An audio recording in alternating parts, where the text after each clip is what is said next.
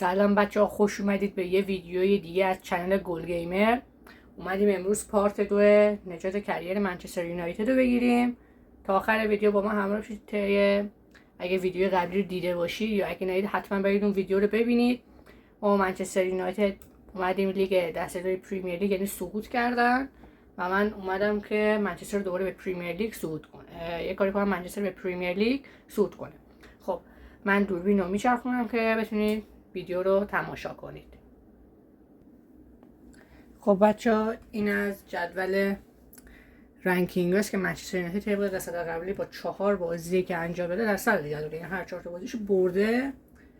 اگه بخوام آمار لیگ رو بهتون نشون بدم، قبل از چی حتما نشون میدم، میشه رنکینگ ها. منچستر یونایتد با 12 امتیاز صدر، 4 تا برد داره، باخت نداره، مساوی نداره، 5 تا گل زده و یه دونه گل دریافت کرده که اونقدر خط حمله قوی نداره. اما در رده دوم بشیکتاش با 9 امتیاز 3 تا برده، یه دونه باخته، 7 تا گل زده و 3 تا هم گل خورده. در رده سوم گالاتاسارای با 7 امتیاز که کار سختی داره به رسیدن با ما و ما بازی امروز با فنرباخچه کسی که در رده 4 قرار داره.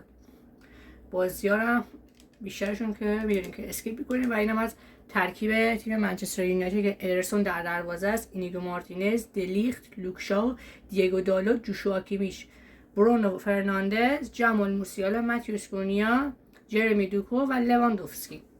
اینم 11 تای منچستر یونایتد واسه دیویژن 2 هستن. برای اسکیپ ببینیم چه اتفاقی. 2-1 منچستر مثل بازی قبلی با نتیجه 2 گل حریف خودش رو شکست میده. اینا میدونین که بودجه در قسمت قبلی خیلی کم آورده بودیم و در هر برد کردن یه جایزه صورت میگیره. خب میتونیم الان ببینیم جدول رو نگاه کنیم. حدودا فکر کنم در این قسمتی که 30 دقیقه است بتونیم تمامی بازی ها رو انجام بدیم و بریم توی پریمیر لیگ، چون 22 تا بازی کلا هست و بازی 11 هم نیم فصله. اونجوری که ما شدیم های گالاتاسارای فکر کنم بشیکتاشو شکست تو اون بازی. فکر کنم بشیکتاش با گالاتاسارای بازی چون ما حالا 15 امتیازیم و بشیکتاش.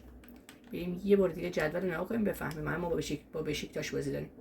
بعد بشیکتاش به قبلش باخته که الان با 9 امتیاز و 2 تا باخته. ما تنها تیمی که نباختیم تا الان. گالاتاسارای یه بار باخته، یه بارم مساوی کرده. بهترین خط دفاع تیم ماست با 2 گل خورده. خب بریم برای اسکیپ مچ این بازی که با نتیجه 2-0 بشیکتاش شکست دادیم. گالاتاسارای با نتیجه 3-1 اسپورتینگ براگا رو شکست داده. فنرباخچه هم واسه مالمو رو شکست داده. این سه تا تیم برتری که نزدیکم میتونن واسه قهرمانی با ما چیزات کنن که اگه بازیکنامون مصدوم نشن یا اتینای این اسکواد میتونه همینجوری روند پیش برو قهرمان دیویژن 2 بشه. موضوع مسابقه دیدو کاپ هم داریم که با 12 تیم برگزار میشه. برنده‌اش هم برنده 1 میلیون یورو میشه که ما فکر کنم تو اونم هستیم که بازی اولم خورده به قره‌باغ در کوادر فینال که این بازی رفت و برگشتی. اگه بازی اول بازی دوم خودمون بازی 2-1 قره‌باغ رو بردیم. 2-1 و جایزمون هم گرفتیم. ما بودجه‌مون به 2,260,000,000 یورو ارتقا یافته. خب اگه تو الان این ویدیو رو دارین نگاه میکنید حتما این ویدیو رو لایک کنید. از این جور ویدیو ها حتما چنل من رو سابسکرایب کنید و اگه دوست از این ویدیو بذارم این ویدیو به 50 ویو، 10 کامنت و 10 لایک برسه، پارت سومش هم میسازم که بشه قهرمانی در پریمیر لیگ. خب بازی بعدی هم با زنیت اسکیپ کردم. منچستر یونایتد 3-0 مقتدرانه تونسته زنیت رو شکست بده. گالاتاسارای هم 1-0 بشیکتاش، فنرباخچه هم 1-0 اسپورتینگ براگا رو شکست داده.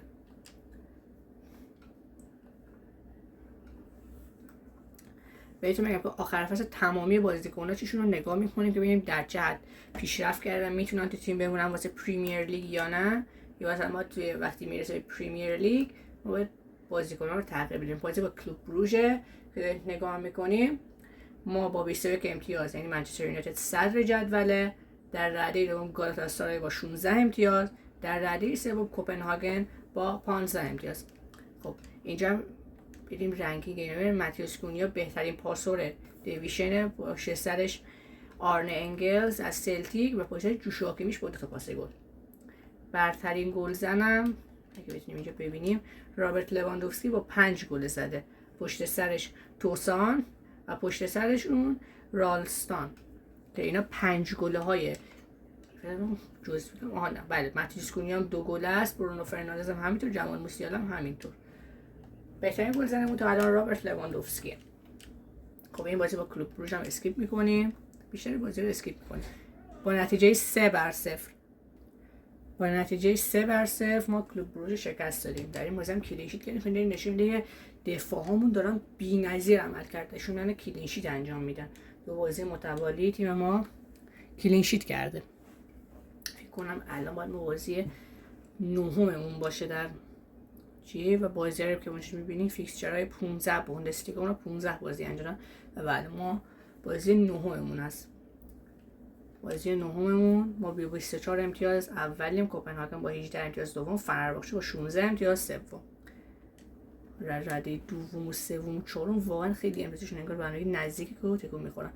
و ما این بازی رو به دینامو زاگرب اگه اشتباه نکنم ما 3-1 این بازی رو بردیم که واقعا اینا خیلی خوبه که تعداد گل رو میره بالا و بازیکن‌ها دارن خودشون رو برای آقای گلی و بهترین پاسور دیویشن تو آماده میکنن. امتیازمون به یه جایی برسه کنم قهرمانیمون قطعیه و بازی برگشت کوارتر فینال جلوی قره‌باغ که بازی رفت فکر کنم جلوشون 2-1 بردیم اگه اشتباه نکنم. بعد اینجا بزنیم اسکیپ کنیم ببینیم و بله 2-1 برده بودیم. در بازی برگشت ما 3-0 شکست دادیم و در مجموع 5-1 به مرحله بعدی رفتیم که میشه سمی فینال که نمیدونیم به چه تیمی برخورد میکنیم و اما توی چی مشخص میشه. بودن فکر کنم 3 تا بازی دیگه است.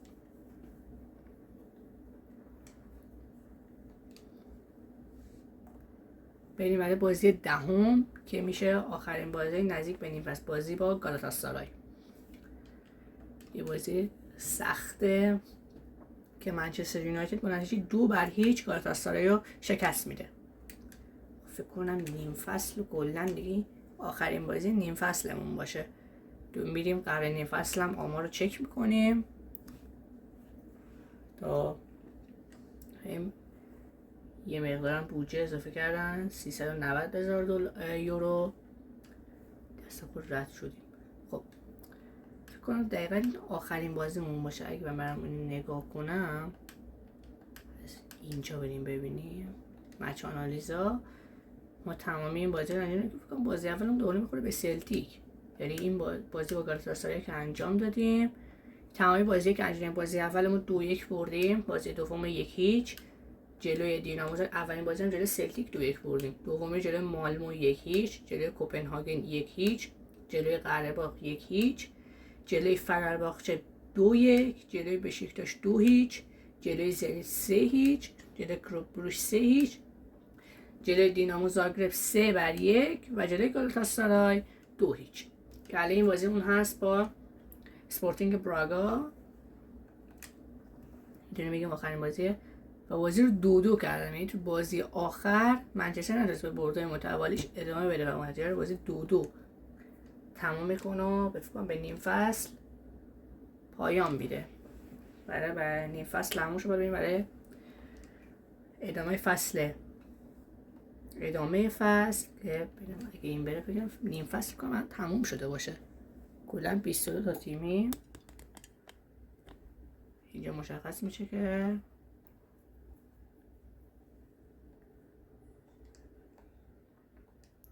خب اگه با سلتیک خب بله نیم فصل تموم شد و الان یه استراحت فکر کنم یه هفته یا 2 هفته‌ای داریم که بعدش مشخص میشه که ما الان با این وجود بازیکن گیرمون نمیاد و میتونیم یه نگاه همین الان به فرمیشن بندازیم که همون بازیکنایی که اصلا جای خودشون رو کلا ترکیب محکم کردن با ترکیب 4-2-1-3 که این ترکیب واقعا کار کرده و تیم خیلی خوب داره بازی میکنه.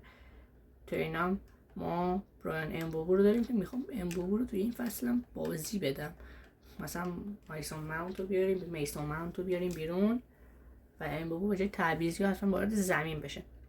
از این برام بهترین بازیکن کنم از اینجا میتونیم ببینیم کلاب رنکینگ ممکن میشه ما با این همه امتیازی هستیم رده 2 کلا.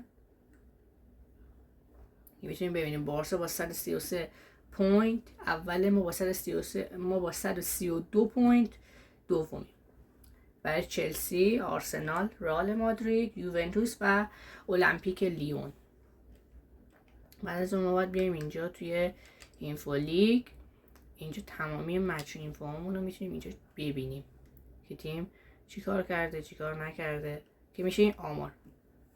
ادرسون نمره 6 و 4، اینگو مارتینز نمره 6 و 5، دیلیخت نمره 6 و 2، لوکشا یه نمره خوب 6 و 8، دیگو یورو 6 و 3، جوشوا کمی 6 و 3، برونو فرناندز 6 و 3، جمال موسیالا 6 و 5، ماتیوس کونیا 6 و 7، جرمی دوکو 6 و 2 و رابرت لواندوسکی 6 با 8 گل زده و 2 پاس گل. از اونورم رابرت لواندوسکی بهترین بازیکن نیم فصل ما شده. بعد از اون باید ماتیوس کونیا باشه که با 4 گل و 4 پاس گل. لواندوسکی کارت زرد هم داره کلا. و اینجا میشیم آمار بقیه رو میبینیم که مگوایر هم 6 و 3 گرفته چون بازی میکرده، اما امبابه چون بازی میسون ماونت هم خیلی خوب آمار کسب کرد توی بازی که انجام داده. تو لیگ ما رنکمون یکی، تو کلاب رنکینگ ما رنک 2 هستیم. بریم برای ادامه فصل.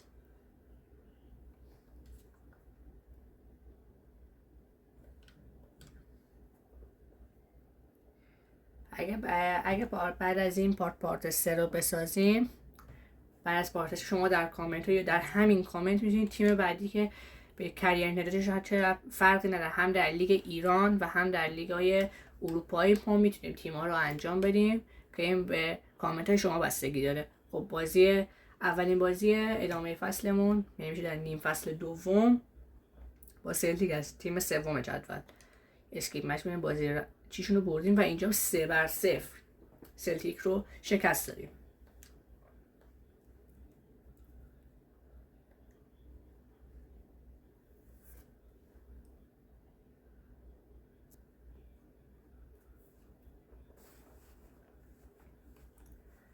و این بیاره که ما بتونیم بقیه رو انجام بدیم.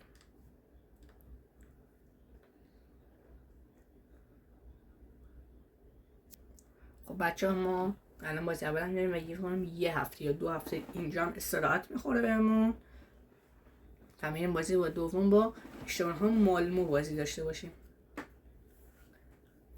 مالمو بازی داریم، تیم کنم اونا پایین جدول قرار بره تا آخر نیم فصل که اونا رو ردیف کنم 12 رو ما میتونیم الان ببینیم، بعدش بریم واسه هفته بعد رنکینگ اینجا میتونیم نگاه کنیم که کلوب روژ آخره، مالمو 11 بشیکتاش 5. این از آمار جدول که تا الان تیم ما فنرباغچه داره به پریمیر لیگ صعود میکنه. ما فقط 5 گل دریافت کردیم و تفاضل گلمون هم خیلی بالاست، با 10 گل تفاضل گل داریم با فنرباغچه و فنرباغچه باخت ما اصلا باخت نداریم. اما یه مساوی داریم در بازی آخر نیم فصل با اسپورتینگ براگا.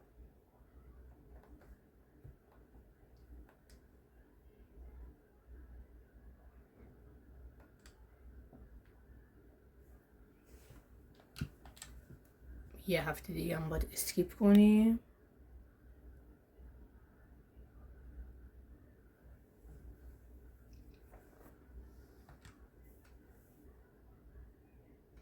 خب بله با مالمو الان بازی داریم دقیقا و این بازی رو اسکیپ میکنیم.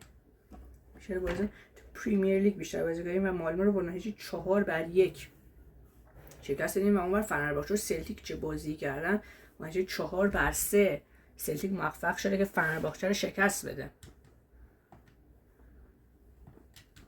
دوتا حریفی که به هم دیگه نزدیکن و برای رده دوم دارن تلاش میکنن. بیشتر با ما کار دارن تا به ما برسن. ما حتی مثلا چند تا باخت پشت سر هم بیاریم، اگه 2 تا باخت پشت سر هم بیاریم، 3 تا باخت بیاریم، سخت رسیدن به اون و دوباره هم نتیجه رو جبران کنیم که واسه تیم ما غیر ممکنه همچین اتفاقی بیفته، چون واقعا خیلی اسکواد خوبی داریم. اول با جوایزی که میگیریم به درستی همه چیزا رو انجام میدیم، بتونیم بازیکن جدیدتری اضافه کنیم.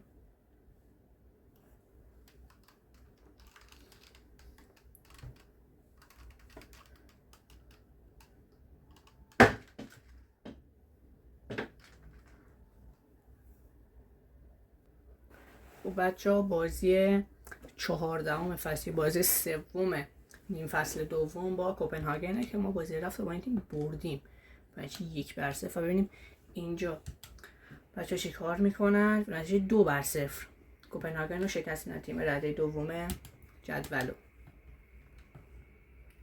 بودجه تیم مثلا خیلی خوب داره میبرن، به 6 میلیون رسیده، در خیلی کم شده بود. با 800,000 تا بودجه بکنم یه بازیکن ضعیف آکادمی رو هم نمیتونستیم به تیم بیاریم و الان با بودجه که اضافه شد اگه به 10 میلیون برسه تا میتونیم 2 تا بازیکن اضافه کنیم. خب بازی سمی فینال ما خورده به زنیت که ما تو لیگ این تیم بردیم و اینجا فکر کنم کار سختی واسه ما میشه که بعد ما نتیجه 3-0 اون برای فنرباغچه 2-1 گالاتاسارای برده. یعنی ما بکنه فینال فنرباغچه رو ببینیم.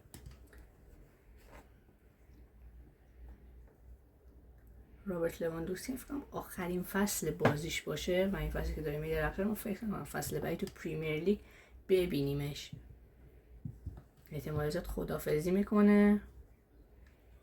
بازی 15 با قره‌باغ، بازی 4 نیم فصل دوم با نتیجه 0-0، یعنی خیلی عجیب تیم گل نزده، 0-0 شده. این دومین مساوی ماست که خیلی عجیب. فکر کنم انقدر دفاع کردن یه گل هم نتونستیم. یعنی چه خیلی من فکر می‌کردم قره‌باغ چه پرگل شکست میدیم با تیمی که تا الان دیده بودیم. برسیم بهتر از اینا عمل کنیم. ما هیچ ایرادی نداره، ما تیم جبران کنیم این نتیجه رو. بازی 22 باید انجام بدیم. بازی بعدی ما فنرباغچه است. فنرباغچه 31 امتیازی، کوپنهاگن 31 امتیازی و منچستر یونایتد 41 امتیازی. این بازیمون بازی نسبتا سختیه و نتیجه 1-0 منچستر رو شکست دادیم.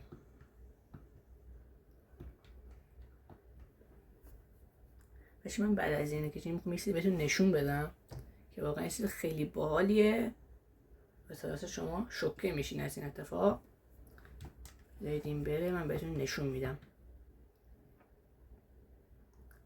این زیری که شما میبینید دقیقا اینجا نمیشه 60,997. این زیر که 3 ستاره سی، این تعداد هوادارهای این تیمه. وقتی که منچستر میره نصف هوادارش کلا از دست داد، یا نصفش از دست، بیشترش از دست داد. 75% هوادارش از دست داد و الان که این راحت سیه، یعنی دی بود، الان تازگی رفت راحت سی که این داره به تعداد اضافه شدن. این باید به ای برسه تو پریمیر لیگ و یکی از هدفهای ما هم همینه که دوباره هواداران منچستر یونایتد رو برگردونیم.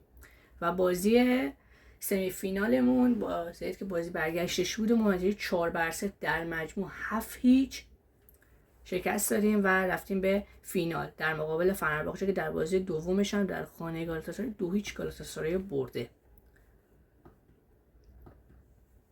بریم برای ادامه.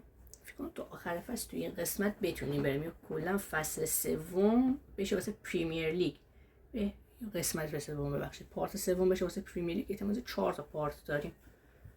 این تو فصل اول رفتن با این تیم قهرمان شدن واقعا خیلی سخته.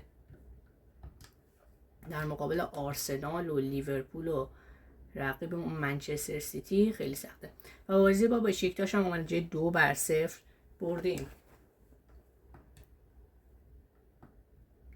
این هم تو بودجه که اضافه شده به 9 میلیون رسیده که با جایزه که فکر کنم بگیریم 10 میلیون رو میگیریم اگه تو آخر فصل بازی رو انجام بدیم.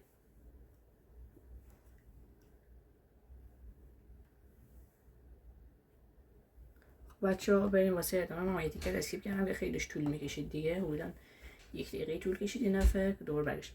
با 47 امتیاز و بازی با زنیت چقدر عجیب دوست. بازی پشت سر هم با زنیت داریم بازی میکنیم کلا. بریم اینجا چه نتیجه‌ای میگیریم. منچستر 3-0. کلا فکر کنم منچستر یونایتد زنیتو بدبخت گیر آورده، 4 تا و 3 تا و اینا همینجوری داره میزنه و بودجه به 10 میلیون رسید. بیشتر بازی پرگل انجام میدن. واقعا بچه اینجا هم که میبینی این ارتقا رفته هاشونه که ما میتونیم آمار لواندوفسکی رو ببینیم. خیلی خوب بوده آمار لواندوفسکی و خیلی از چیزاش ارتقا داده. آفینتش رو به 90 رسونده، بادی بالانسش رو به 82 رسونده که مثلا 54 بوده، اینقدر پیشرفت کرده. خیلی عالی بوده. واقعا جرمی دوکو هم همینجوریه. مثلا تاپش که من اول بازی داشتم اونجا مشخص میکردم رو استاندارد بود، مثلا بازیکن رو 0 بودن که جرمی دوکو میگه اصلا اون بازیکن که اصلا سرعت نداشت. تو واقعیت خیلی سرعتی اما تو بازی سرعت نداشت.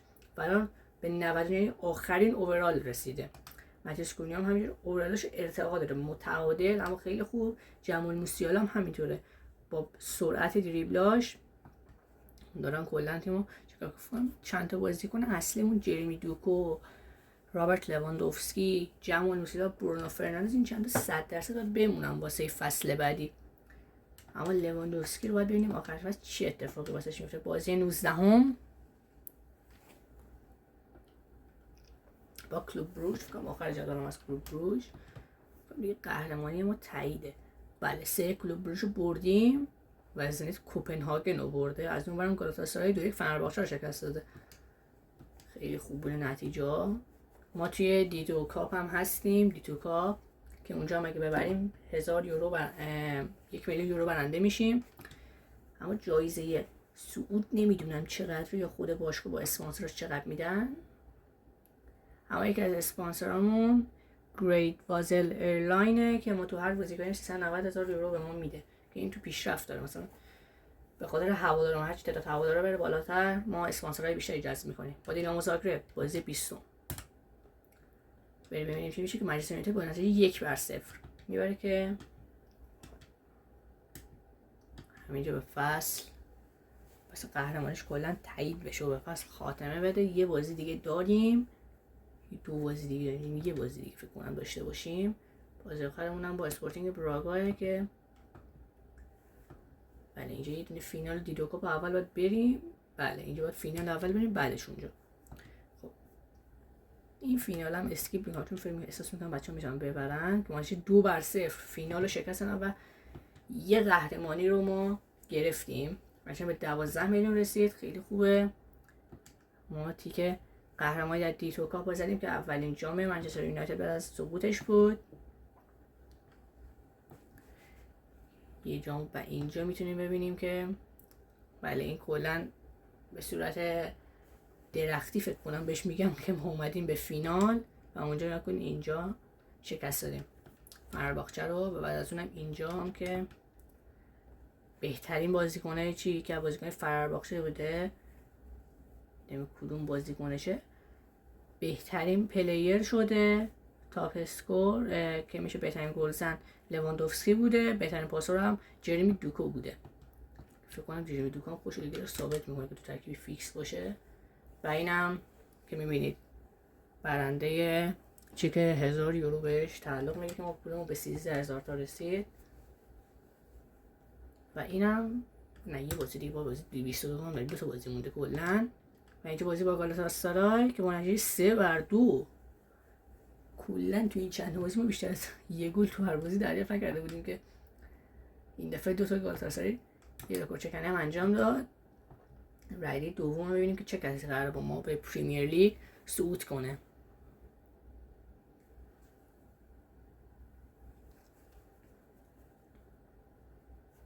خب اینجا هم که میتونیم چی کنیم بعد ادامه کنیم دوباره همون چی بودجه ما رو اضافه میکنه که فینال فیکسچر یعنی بازی آخر با اسپورتینگ براگ به احتمالی که فاصله فنرباغچه و بشیکتاش خیلی کمه. ممکنه مثلا بشیکتاش بازی آخرش مساوی کنه و این بازی آخر ماست. اسپورتینگ براگ این دفعه چیکار میکنن 2-1 میبرن. 2-1 میبرن.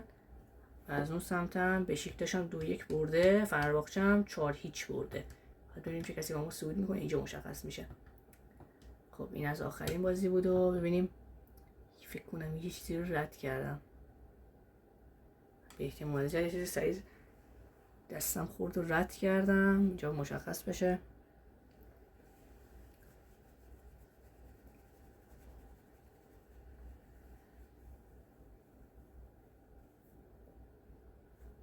خب بله اینجا هم میتونیم ببینیم که با 62 امتیاز ما بشیکتاش صعود کرده با فاصله 1 امتیاز، چون فقط یه باخر ما بدون باخت با 2 تا مساوی. این که واسه چیه که فکر کنم این واسه چی بود و اینم دیدیم. و بازیکنی اون که بازنشست شده کریستیانو رونالدو بارسلونا چی کار میکنه؟ اینجا اون بازیکن دروازه‌بانمونه فکر کنم. بله هیتون بازنشست شده، مودریچ، کریستیانو رونالدو، مانوئل نویر، آلیبال فکر کنم این و واردی. اینم دیگه از ما گزینه‌ای نیست تو منچستر. خیلی نگران لواندوفسکی هم که لواندوفسکی رو از دست بدیم، چون عالی بوده حرکت‌های لواندوفسکی. و اگه برام می‌گفتیم بهش یا قرارداد دیگه به من 16 میلیون بودجه‌اش 1.800 هم پیروزی در دیویژن 2 بوده که از اینجا ولورهمپتون و کریستال پالاس سقوط میکنن و تیم منچستر یونایتد و بشیکتاش میرن به پریمیر لیگ. خب بچه‌ها من احتمالاً بازی اولمون انجام چون باید بازیکن‌ها بخریم. من بازیکن‌ها رو میذارم به چیه پارت سوم که بودن 5 بازی یا 6 بازی در پارت سوم برگزار میشه و در پارت چهارم که میشه پارت آخرمون یا شاید هم پارت سوم تموم بشه. مشخص نکن اینجا نشه سیزن آف سیزن، یه فصل کلان تموم شده. ما الان هم نمیریم به پریمیر لیگ تا یک حدوداً نزدیکای 5-6 تا چی باید بگذره تا ما بتونیم پریمیر لیگ رو شروع کنیم.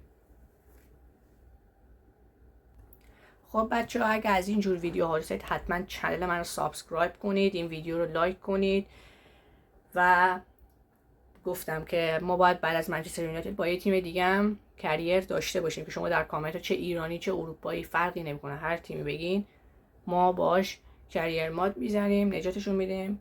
اما تنها فرقی که ما باید به لیگ دست دوم رو ببریم. خب بعد از اینکه این ویدیو رو نگاه کردید ما پارت سوم رو فقط با 50 ویو، 10 لایک و 10 کامنت میسازیم، برگزار میکنیم و بعد از اون یه پارت چهارم ممکنه داشتیم، چون فکر کنم تو پریمیر لیگ کار ما سخت‌تر از اینجاست، بازی‌ها تعدادشون بیشتره و من فکر نمی‌کردم که تعداد بازی‌ها با اونجا بیشتر بشه، 100% که بیشتره و ما باید توی 4 تا پارت این شروع تموم کنیم. اگه این ویدیو رو تماشا کردید و اگه قسمت اول کریر رو ندیدید حتما برید اون قسمت هم توی ویدیوها گوشم تو فهرست پخش بس 2026 کلیک کنید، حتما این 2 تا ویدیو هست میتونید تماشا کنید. و تا یه ویدیوی دیگه خدا نگهدار.